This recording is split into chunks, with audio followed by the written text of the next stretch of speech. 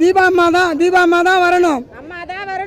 72 நாள் சிறையில் வைத்த போல் வைத்திருந்த அம்மாவை கண்ணில் காட்டாத புணத்தை காட்டியவள் வேலைக்காரி பன்னீர்செல்வம் உடந்தை, மோடி உடந்தை. அவன் இல்லாத அவங்க செய்யலை. அவன் அவளை தைரியமாக செய்கிறதுக்கு அவளை வாய்ப்பு கிடையாது.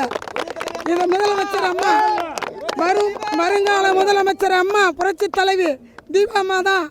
அதுக்கு அடுத்தது யாரும் வர வேண்டிய வாய்ப்பே கிடையாது.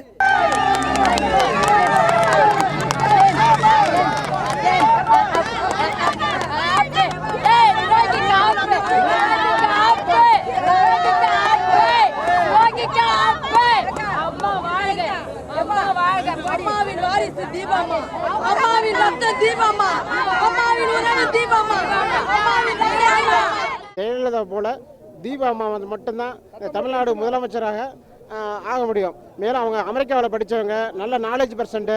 அவங்க தமிழ்நாட்டுக்கு முதலமைச்சராக வந்தால் தமிழ்நாடு வளர்ச்சி அடையும். தீபா அம்மா தவிர வேறு யாராக இருந்தாலும் இந்த தமிழ்நாட்டில் முதலமைச்சராக வந்தால் கோடியாக கொள்ளடிக்கு தான் முடியும் ஒழிய ஒரு நாட்டு வளர்ச்சி பாதைக்கு கொண்டு போக முடியாது. எனவே தீபா அம்மா தான் தமிழ்நாட்டுக்கு முதலமைச்சராக வர வேணும்னு நாங்கள் வேண்டி கேட்டுக்கிறோம். வருங்காலம் ஒரு நல்ல காலமாக அமையணும்னா, நம்ம தமிழக மக்களுக்கு ஒரு விடிவு காலம் வேணும்னா, நம்மளையெல்லாம் காப்பாற்றுற ஒரு அம்மா இருந்தாங்க. இன்றைக்கி வரக்கூடிய காலங்களை வந்து தமிழகம் வந்து நல்ல ஒரு பாதையில் திரும்பணுன்னா தீபா அம்மா மாதிரி ஒருத்தர் வந்தால் தான் நமக்கு ஒரு நல்ல விடிவு காலம் கிடைக்குங்கிறத தெரிவிச்சுக்கிறேன்.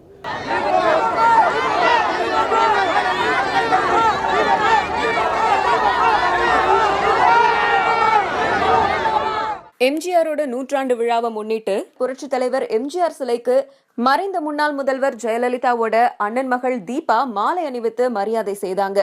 இன்னைக்கு காலையில சுமார் 9:30 மணி அளவுல சென்னை மெரினாவுல உள்ள எம்ஜிஆர் நினைவிடத்துல அஞ்சலி செலுத்தினாங்க. அப்போ ஆயிரக்கணக்கான தீபா ஆதரவாளர்கள் அங்க குவிந்து தீபா அம்மான்னு கோஷங்கள் எழுப்பினாங்க. அதனால பெரும் தள்ளுமுள்ளும் ஏற்பட்டது. அங்க எக்கச்சக்கமான பத்திரிகையாளர்களும் குவிந்திருந்தாங்க. ஆனா பத்திரிகையாளர்களோட கேள்விக்கு தீபா எந்த ஒரு விளக்கமும் அளிக்கல. ஆனா இன்னைக்கு 11 மணிக்கு மேல தீபா கட்சி பத்தின அறிவிப்பாங்க அப்படின்னு எதிர்பார்க்கப்படுது. தீபா என்ன சொல்ல போறாங்க அப்படின்னு தெரிஞ்சுக்கிறதுல பொதுமக்கள் மட்டும் இல்லாம தீபாவோட ஆதரவாளர்களும் பல கட்சி தலைவர்களும் ஆவலோட காத்துட்டு இருக்காங்க.